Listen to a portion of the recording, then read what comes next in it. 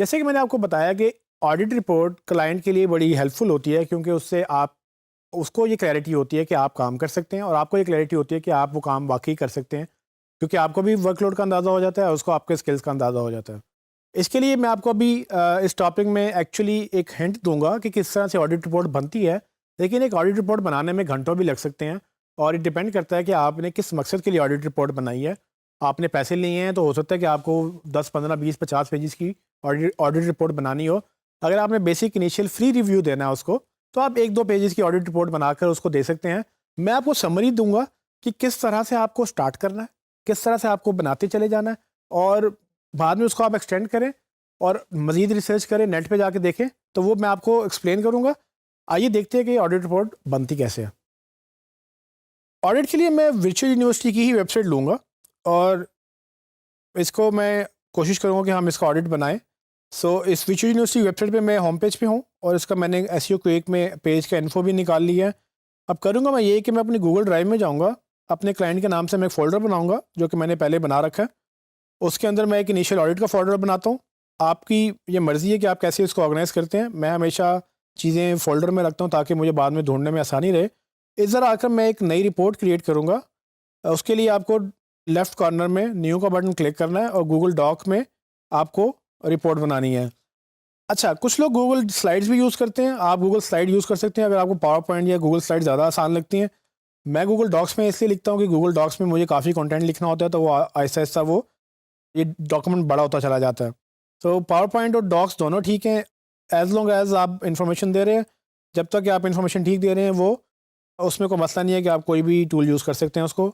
Docs में भी और पावर पॉइंट में भी सब एक ही बात है। इसका टाइटल दे दें, मैं आपको यहाँ पर लिखूँगा वीयू एसईओ ऑडिट। आप अपने क्लाइंट का नाम लिखेंगे, उसके आगे ऑडिट लिखेंगे और अगर आपने डेट लिखनी है तो आगे डेट भी लिख सकते हैं।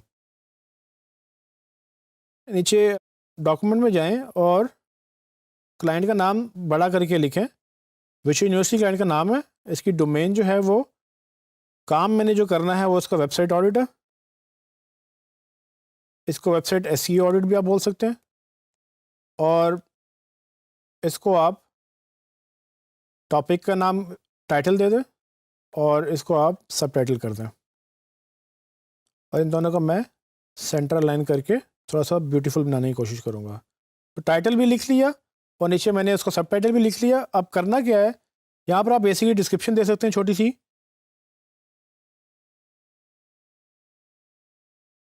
ठीक है, यहाँ पर क्लाइंट का नाम लिख सकते हैं आप या उसकी कंपनी का नाम लिख सकते हैं। उसमें आप बताएंगे कि ये ऑडिट क्या एक्सप्लेन करता है।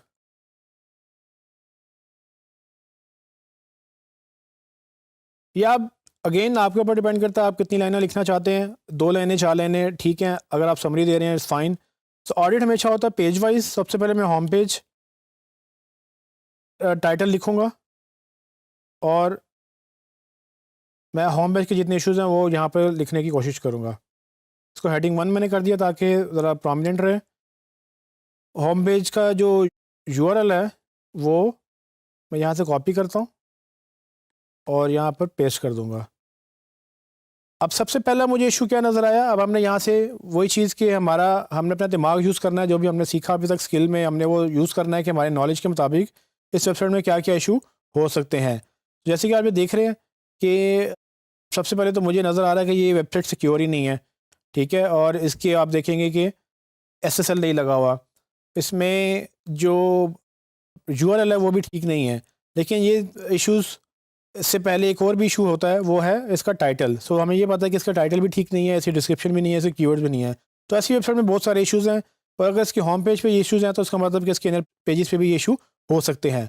अगर आपने पूरी वेबसाइट करनी है ऑडिट, तो आपको ज़रूरत नहीं है पूरी वेबसाइट ऑडिट करने की, क्योंकि अगर 2-4 पेजेस में आपको पता चल जाए कि ये वेबसाइट ठीक तरह से नहीं बनी हुई, तो आप बाकियों भी ज़ूम कर लेंगे कि हाँ भाई, ये देखें, मैंने बाकी पेजेस भी देखे हैं, मुझे लिखने की ज़रूरत नहीं है क्योंकि मुझे पता है उसके ऊपर कुछ कुछ भी एडिड नहीं है।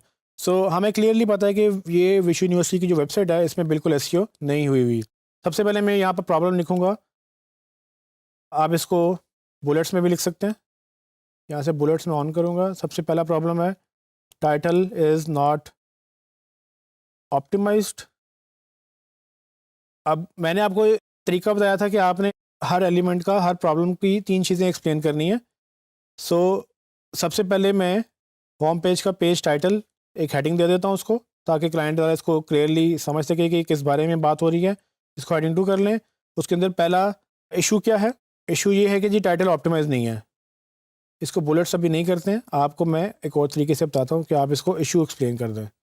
ये इशू है और इस तरह से उसको प्रॉपर्ली आप एक्सप्लेन कर दें कि टाइटल इज़ नॉट ऑप्टिमाइज़। अब आपने तो बोल दिया टाइटल ऑप्टिमाइज़ नहीं है, इसका सोल्यूशन क्या है और इसकी इंपॉर्टेंस क्या है? तो मैं नॉर्मली इंपॉर्टेंस लिखता हूँ ताकि क्लाइंट को ये पता हो कि भाई ठीक है, टाइटल तो ऑप्टिमाइज़ तो नहीं है, लेकिन इसकी इंपॉर्टेंस क्या है? तो इसकी इंपॉर्टेंस ये है कि टाइटल नहीं होगा तो आपका यूज़र आपकी इन्फॉर्मेशन रीड नहीं कर सकेगा। तो मैं उसको बताऊँगा कि आप प्रॉपर टाइटल एक मार्केटिंग टैक्टिक की तरह काम करता है। ये सबसे पहले देखा जाता है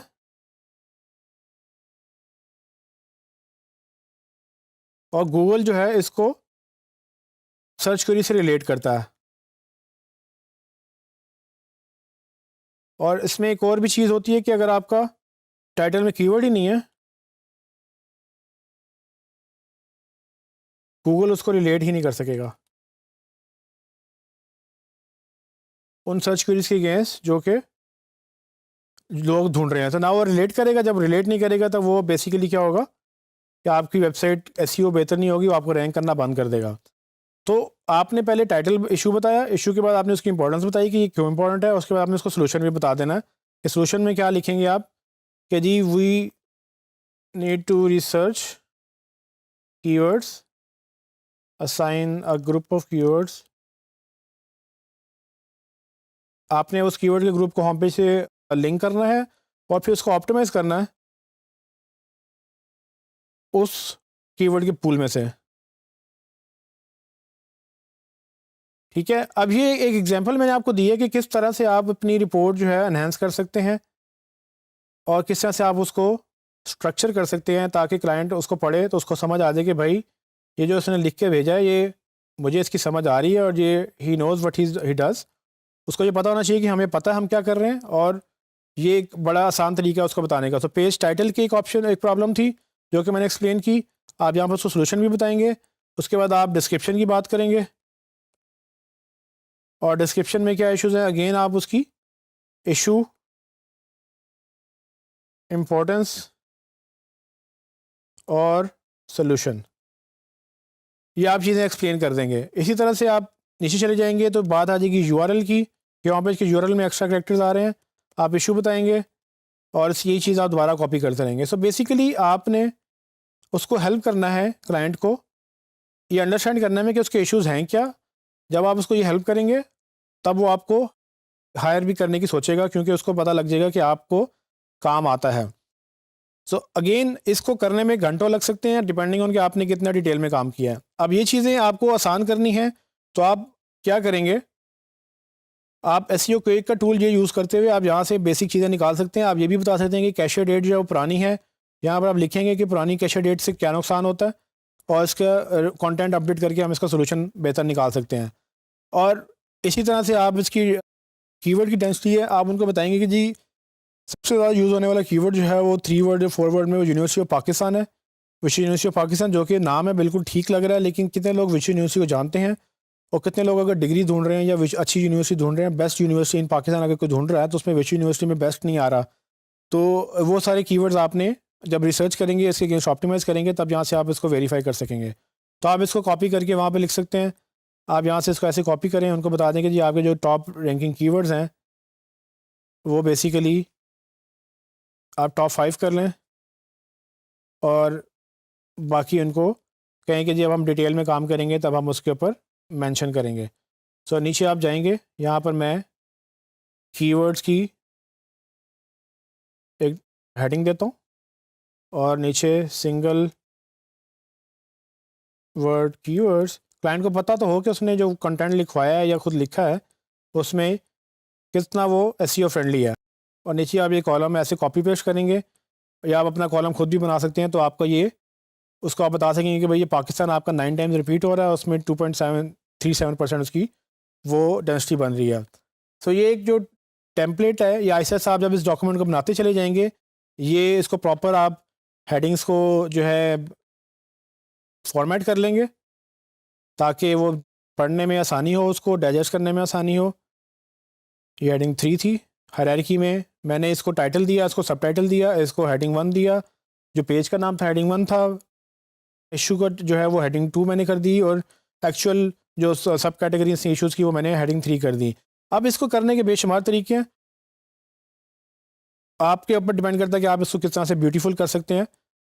सो ये डॉक्यूमेंट एक जब आपका बन जाएगा, इसको आप फाइल में जाके एक्सपोर्ट करेंगे, डाउनलोड एज PDF कर लें, PDF में उसको भेजें तो जो है ना, ताकि वो उसको पढ़ सके।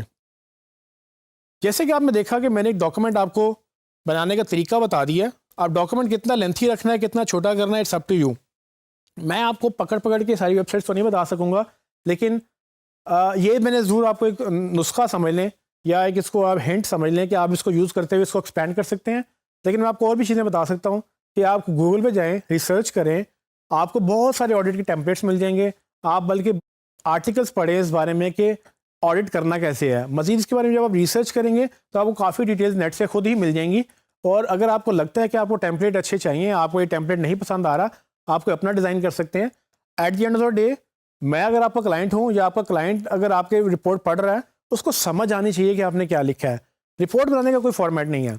सो टूल्स यूज़ करें इसके लिए। मैंने SEO क्विक यूज़ किया। आप SEO क्विक के अलावा अगर आप मॉस के फ़ैन हैं तो मॉस बार के नाम से एक फ्री टूल, मॉस का भी एक टूल बार है, आप वो भी यूज़ कर सकते हैं। लेकिन अगर आप पेड टूल यूज़ करना चाह रहे हैं तो आप SEO क्विक का जो पेरेंट कंपनी है SEMrush, आप वो SEMrush.com आप यूज़ कर सकते हैं। आप moz.com यूज़ कर सकते हैं। और उसके अलावा Ahrefs भी एक अच्छा टूल है, वो भी आप Ahrefs.com भी आप यूज़ कर सकते हैं। वो पेड टूल्स हैं, डिपेंडिंग ऑन कि आपको क्लाइंट कितना पे कर रहा है और आपके पास कितना बजट अवेलेबल है।